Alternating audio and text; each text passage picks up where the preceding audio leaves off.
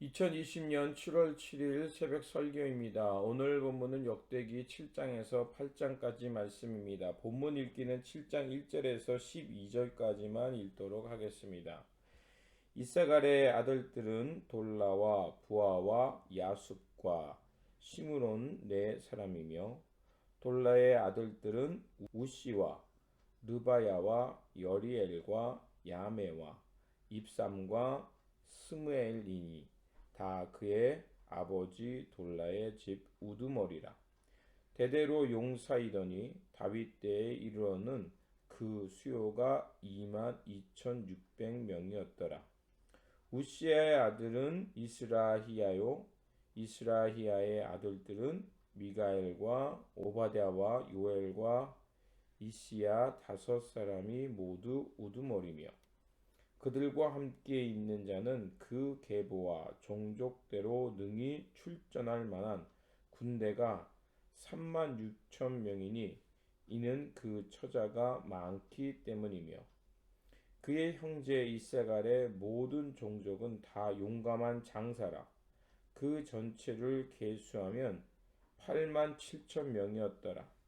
베냐민의 아들들은 벨라와 베겔과 여디야엘 세 사람이며, 벨라의 아들들은 에스본과 우시와 우시엘과 여리목과 일이 다섯 사람이니 다 그 집 우두머리요 큰 용사라. 그 계보대로 계수하면 22,034명이며, 베겔의 아들들은 스미랴와 요아스와 엘리에셀과 엘요에네와 오므리와 여레복과 아비야와 아나독과 알레메시니, 베겔의 아들들은 모두 이러하며, 그들은 다 그 집 우두머리요 용감한 장사라.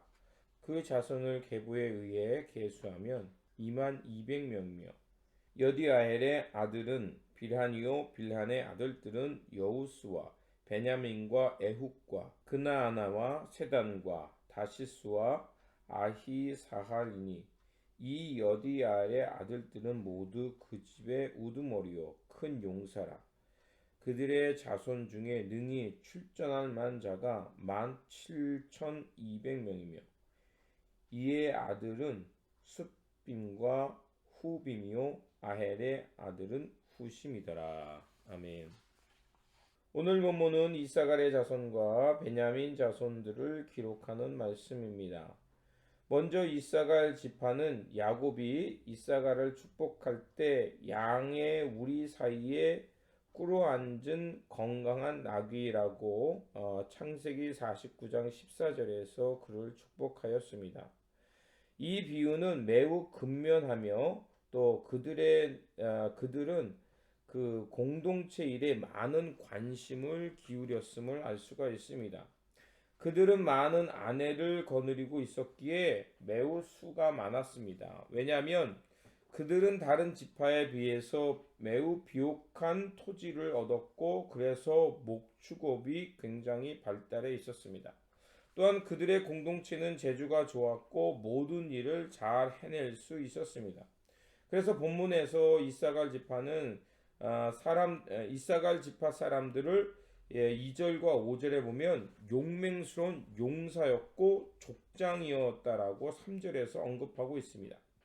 이 말은 그들이 매우 직업에 있어서나 또 조직에 있어서 잘 훈련되어 있어서 유사시에 그들의 지파를 위해 용맹하게 잘 싸웠다는 것을 말합니다.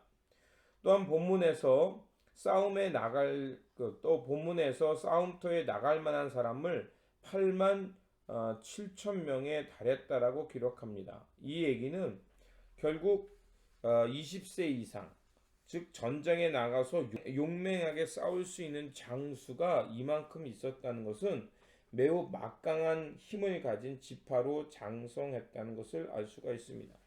그리고 그 다음으로는 베냐민 지파에 대해서 나옵니다. 베냐민 지파는 8장에서 또 한 번 언급합니다. 이 지파에 속한 군사는 6만 명이 채 되지 않습니다. 그럼에도 이들을 가리켜 큰 용사라고 전해지고 있습니다.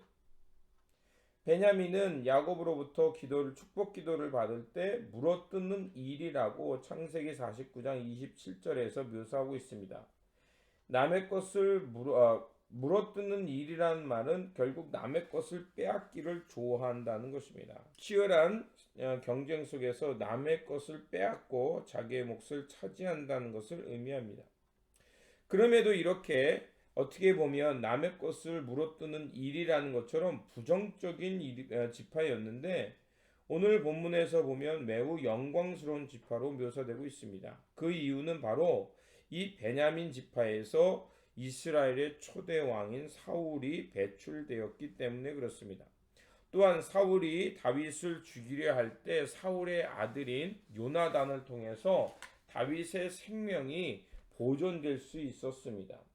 요나단이 다윗에게 나중에 내 후손들을 맡기는 장면도 우리가 알 수 있죠. 이처럼 요나단이 다윗의 생명을 지켜줌으로써 사울 다음에 이스라엘의 왕이 될 수 있었습니다. 또한 압살롬의 난 때 다른 지파들은 반역을 했을 때에도 즉 요나단의 아들이었던 무리바할, 사무엘서에서는 무비보셋으로 나와 있죠.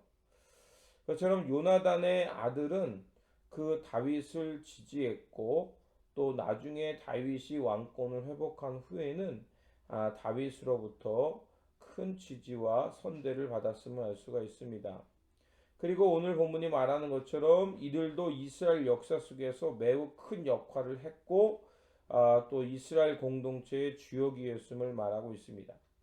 7장과 8장은 70년의 포로 생활을 끝내고 돌아온 이들에게는 북이스라엘의 역사였습니다. 어찌 보면 자신들과 갈라져 나간 남의 역사처럼 보일 것입니다.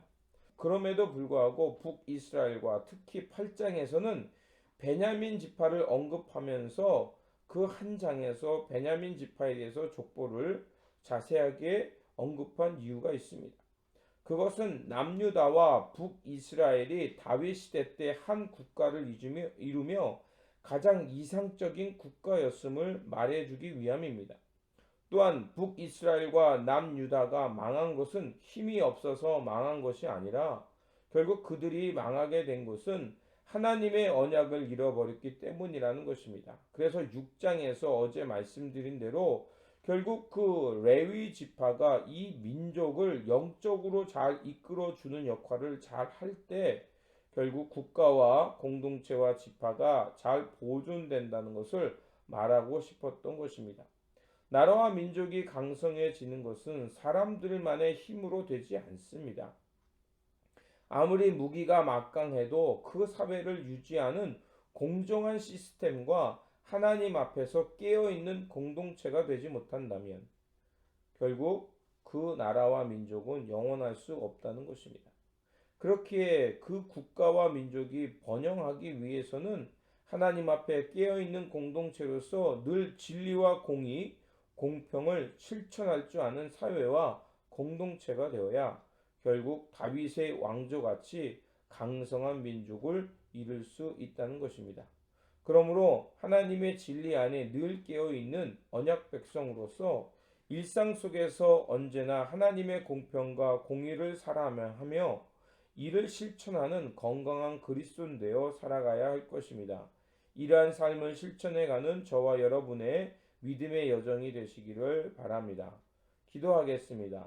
공평과 공의의 하나님께서 다윗의 시대를 기뻐하신 것은 허물이 있음에도 늘 하나님 앞에 깨어있는 왕이었기에 기뻐하심을 깨달았습니다. 나라와 민족이 강성해지는 길은 하나님의 진리 안에 깨어있는 공동체로서 의와 공평을 실천하는 사회임을 알았사오니 우리도 언제나 하나님의 진리 안에 깨어있는 언약 백성으로서 하나님의 의를 사랑하며 공정한 사회를 이루어가는 일에 힘써 노력하며 살아가는 하나님의 택함받은 백성 되게 하여 주시옵소서. 우리 구주 예수 그리스도의 이름으로 기도드립니다. 아멘.